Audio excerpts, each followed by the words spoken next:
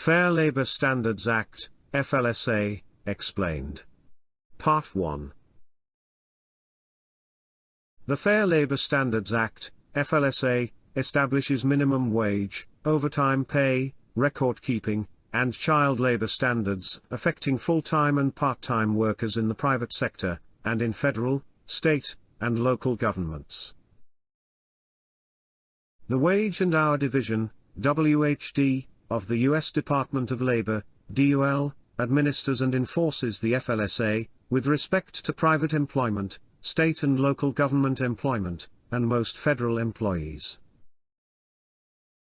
Workers are entitled to overtime pay, at 1.5 times their regular pay rate, for hours worked in excess of hours per workweek.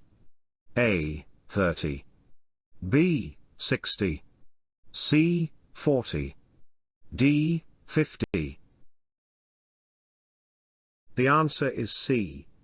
Workers must be paid overtime pay, at 1.5 times their regular rates of pay, after 40 hours of work, per workweek. Covered, non-exempt workers, are entitled to a minimum wage of $7.25 per hour. Non-exempt workers must be paid overtime pay, at a rate of not less than 1.5 times their regular rates of pay, after 40 hours of work in a workweek. Wages required by the FLSA are due on the regular payday for the pay period covered. Deductions made from wages for such items as cash or merchandise shortages, employer-required uniforms, and tools of the trade, are not legal to the extent that they reduce the wages of employees below the minimum rate required by the FLSA, or reduce the amount of overtime pay due under the FLSA. Note that the FLSA does not require 1. Vacation, holiday, severance, or sick pay. 2. Meal or rest periods, holidays off, or vacations. 3. Premium pay for weekend or holiday work. 4. Pay raises or fringe benefits. 5. A discharge notice, reason for discharge, or immediate payment of final wages to terminated employees.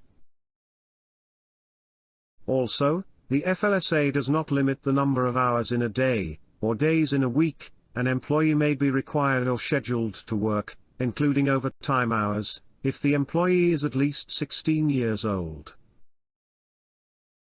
Who is covered by the FLSA? The FLSA covers virtually all employers in the United States.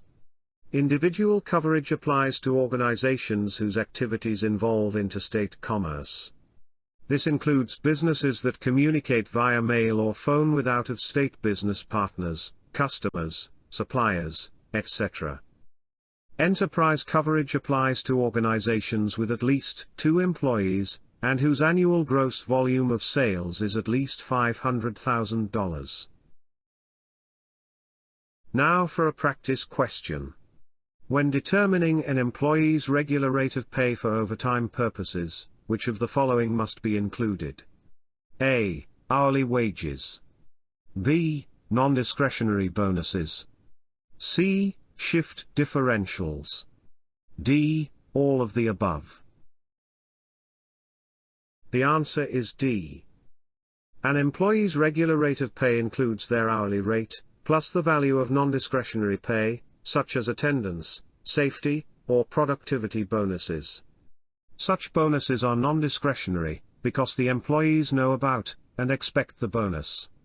Note that discretionary pay such as cash gifts, are excluded from the regular rate of pay for overtime purposes. We have over 30 resourceful membership videos to enable success in the HR certification exams. PHR, SPHR, SHRM-CP, SHRM-SCP. Be sure to join the membership of this channel. Click on the Join button today. Thank you for watching. Remember to subscribe, like, and join our membership.